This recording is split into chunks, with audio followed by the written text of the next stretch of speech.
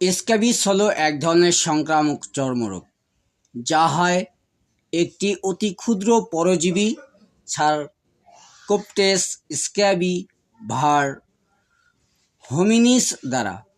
This mite is only about 0.3 to 0.4 mm in size, so it is almost invisible to the naked eye. এটি ত্বকের উপরিভাগে ঢুকে পড়ে এবং সেখানে টানেল তৈরি করে এবং সেখানেই ডিম পাড়ে।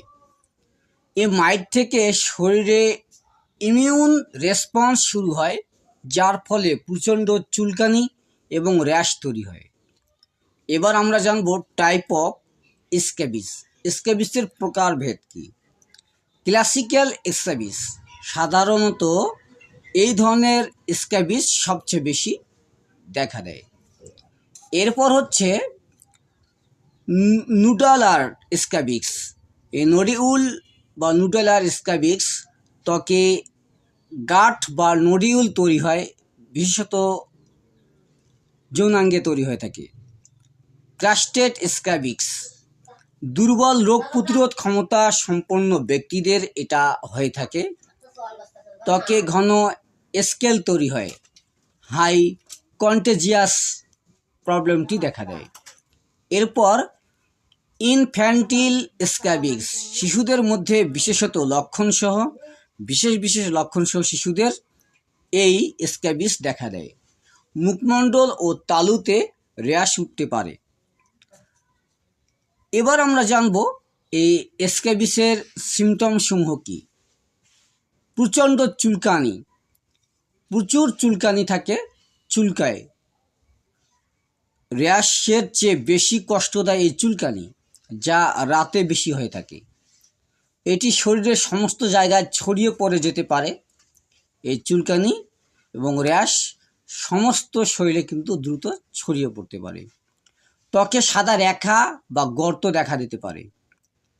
This are thin wavy grey white lines under the skin, usually 2 to 10 mm লং। এখানে মাইট ডিম দেয়, ডিম পারে। এরপর যে লক্ষণটা দেখা যায় সেটা হচ্ছে র্যাশ। পপুলেস ভেসিলস অ্যান্ড নিডলস, লালচে উরু গুটি বা ফোস্কা হতে পারে এই জায়গাগুলোতে বা এই পজিশনগুলোতে। সংক্রমণের স্থান, কোন কোন জায়গাগুলোতে সংক্রমণ হওয়ার চান্স বেশি থাকে? আঙ্গুলের ফাঁকে, কবজিতে, কুনুইতে, আঙ্গুলের ফাঁকে, ঠিক আছে। তারপর হচ্ছে নাভিতে, কোমরে, পুরুষের ক্ষেত্রে যৌনাঙ্গে, নারীদের ক্ষেত্রে স্তনের নিচে, শিশুদের মুখ, মাথা ও তালুতে স্ক্যাবিস ছড়িয়ে থাকে। তো স্ক্যাবিস কীভাবে ছড়ায়, এটা ট্রান্সমিশন কীভাবে হয়ে থাকে? ঘন শারীরিক সংস্পর্শ, যেমন এক জায়গায়, এক ঘরে, এক হোটেলে অনেক লোকজন, অনেক মানুষ বসবাস করা, গা ঘেঁষাঘেঁষি করে থাকা, এই ধরনের কারণে কিন্তু হতে পারে। পরিবারের ভিড়ে হতে পারে, লোক সংখ্যার অনেক যে লোকজন একত্রে যেখানে হয়, যেমন বস্তি, অনাথ আশ্রম, বৃদ্ধাশ্রম, আবাসিক মাদ্রাসা, আবাসিক স্কুল ইত্যাদি, এইগুলোতে খুব সহজে কিন্তু স্ক্যাবিস ছড়ায়। তো আক্রান্তের ব্যবহৃত জিনিস যেমন পোশাক, চাদর, দেয়ালে, বিছানা, এগুলোর মাধ্যমেও ছড়িয়ে থাকে।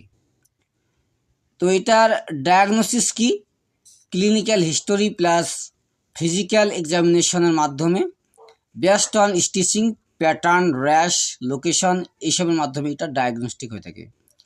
স্কিন স্ক্র্যাপিং টেস্টের মাধ্যমে আমরা জানতে পারবো। টানেল থেকে চামড়ার নমুনা নিয়ে মাইক্রোস্কোপে দেখা হয় যে এখানে স্ক্যাবিসের জীবাণু বা মাইট বাসা বেঁধেছে কিনা।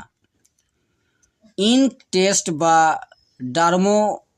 ডার্মোস্কোপি করা হয়ে থাকে, ব্রৌ দেখা যায়। এই ধরনের প্রবলেমগুলো বা এই ধরনের লক্ষণগুলো আমরা সিমটমগুলো দেখতে পারি বা জানতে পারি। এবার এটা ট্রিটমেন্ট কি? টপিক্যাল ট্রিটমেন্ট হচ্ছে পারমিথ্রিনস 5% ক্রিম সারা শরীরে রাতে মেখে 8 থেকে 12 ঘন্টা পরে ধুয়ে ফেলতে হবে।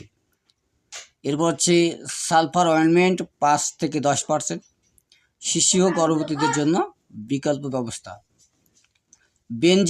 বেনজোনেট এর ক্রিম বা মলম ব্যবহার করা যেতে পারে, অনেক দেশে ব্যবহৃত হয়।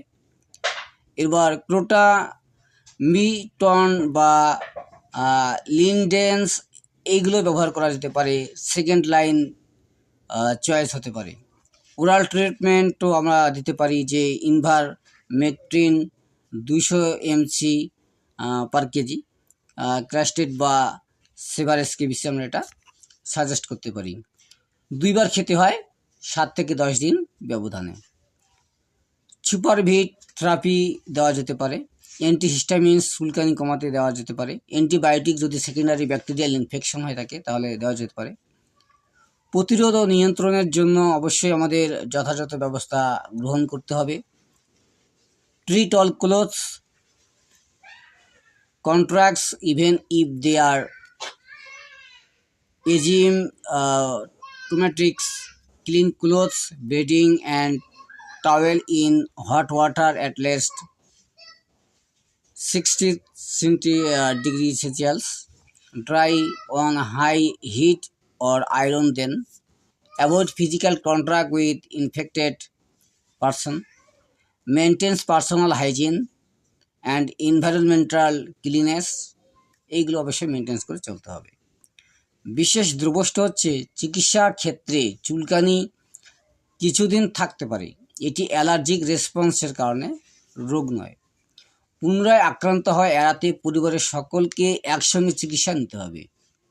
হোম রেমেডি হিসেবে যেমন নিম পাতা, কর্পূর ইত্যাদি ব্যবহার করা যেতে পারে, তবে কিছুটা উপশম দিলেও সম্পূর্ণ কিন্তু কার্যকর নির্ভর নাও হতে পারে। এই জন্য অবশ্যই চর্মরোগ বিশেষজ্ঞের মাধ্যমে বা রেজিস্টার্ড হোমিওপ্যাথিক চিকিৎসকের মাধ্যমে চিকিৎসা করাতে হবে, যাতে করে এই এসআইভিসের সংক্রমণটা বেশি না হয়।